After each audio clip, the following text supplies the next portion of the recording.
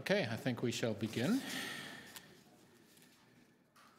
We do have quorum. I want to call the 5th meeting of the Budget Committee to order.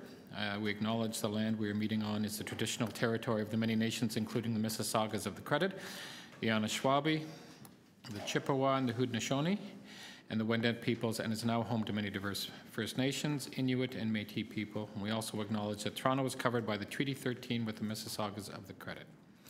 You can, of course, watch on YouTube live. You'll have to get on very quickly because it probably will be a quick meeting. Any declarations of interest under the Municipal Conflict of Interest Act? Seeing none, can I have a motion to confirm the minutes of the Special Budget Committee meeting from January 28th, February 4th, 6th, 13th, and 20th, 2019? Councillor Bradford will move that. All in favor? Opposed? That's carried. We have 2 items on the agenda today. We will begin with the first one. BU 5.1 2019 capital budget adjustments for carry forward funding. Are there any questions of staff? Councillor Nunziata? If staff, just for a few minutes, just explain what that's all about. Carry forward. So good morning. For the new councillors. Sure. Good morning, through you, Mr. Chair. So this is a report that we do post year end. What council has is a policy around our capital funding. We call it carry forward policy, and what that entails is allowing staff who have projects that have been previously approved where the funding hasn't been totally spent to carry it forward into the following year so that we can actually complete the work. So through the budget process, there's an estimate done from staff as part of the capital plan that you just approved that estimates where they think the spending on previously approved projects has landed. With results now coming in for year end, this report adjusts that. So what you have before you is kind of the culmination of all the carry forward funding that's being brought into the 2019 capital budget that allows staff the spending authority to continue those projects that have not been completed. And what this report is identifying is that in total we're carrying over a sum of just over $2 billion into 2019, and it represents about 34% of the 2018 budget not having been spent. So just a question, so none of these projects have been over budget? So this particular report identifies those projects for which there's underspending being carried forward. Any other questions? Councillor Bradford. Thanks very much. Through the chair, how does an average spend rate of 64% compare to other municipalities? Is that common or typical, or do we have a sense of that? Through the chair, the percentage is actually on the lower side, but if you recall during the budget committee presentations, we did commit to looking and revisiting the capital plan and recasting the timing of when we anticipated spending to occur. So if I think the report said roughly 1/3 of the capital is being carried forward, which is what we're discussing here. How does that impact our spend rate each year if we're carrying that forward?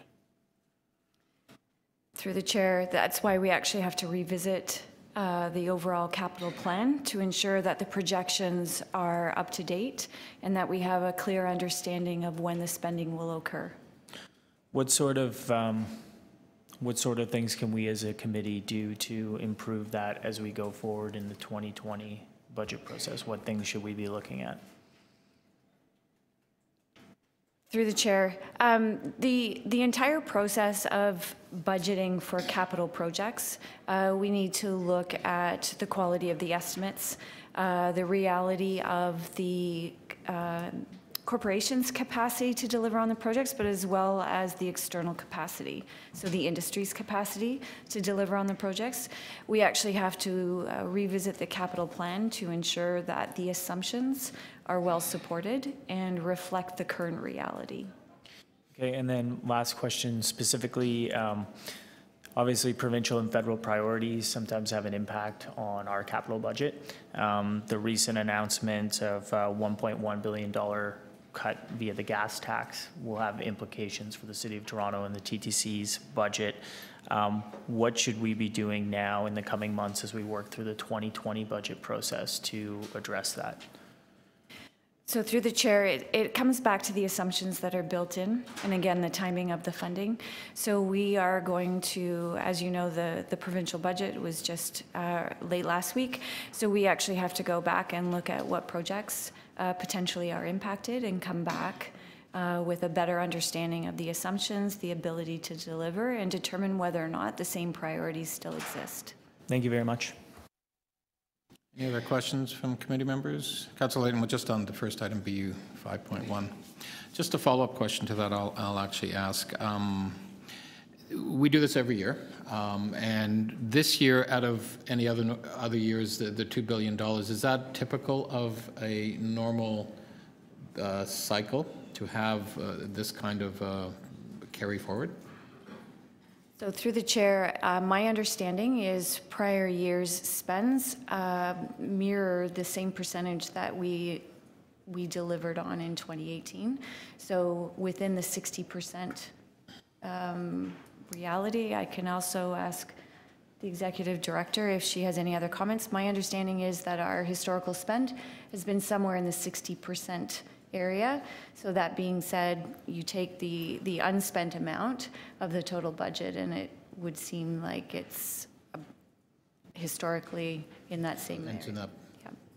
So through you, Mr. Chair, I'd just like to add that on a percentage basis, we are still experiencing similar trends. We are better than 2017. Actually, from a percentage basis than what we saw when we break it down between our tax and rate. But the only other point I'd like to note for the committee is that while we're carrying forward $2 billion, it's actually on a base that was $5.9 billion. So the value that we're starting with is so much higher, and so what we're seeing is always about a third of that. So the actual spending as a dollar value has gone up, but because as a percentage of the base it's higher, it's still coming into about a third. Okay, and just to follow up, does that unspent rate or number concern you? Is this something that we should be concerned about as we move forward in doing our forecasting? As I'm looking at $2 billion is a lot of money that we budgeted for, but's not being spent. Now, I understand that the program is much bigger, it's much larger, but still, there's, when we're having these debates at council about our, priorities and not being able to spend money on our state of good repair. But the reality is we can budget whatever we want, but if we can't spend it, why are we budgeting it? So through the chair, that is correct. I totally agree, and it is the reason why when we delivered and we launched the budget, that we did commit to recasting the capital plan and revisiting the assumptions that are built into that capital plan. So I fully anticipate the numbers with regards to the timing of that capital plan are going to change for 2020. Okay, thank you. Any other questions on this item? Any speakers to the item? All in favor? Opposed? That's carried.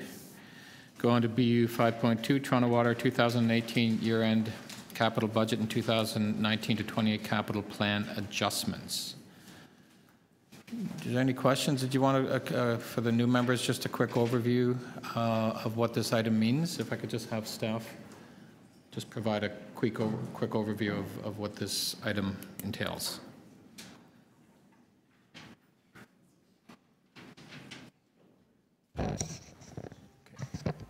Through the chair.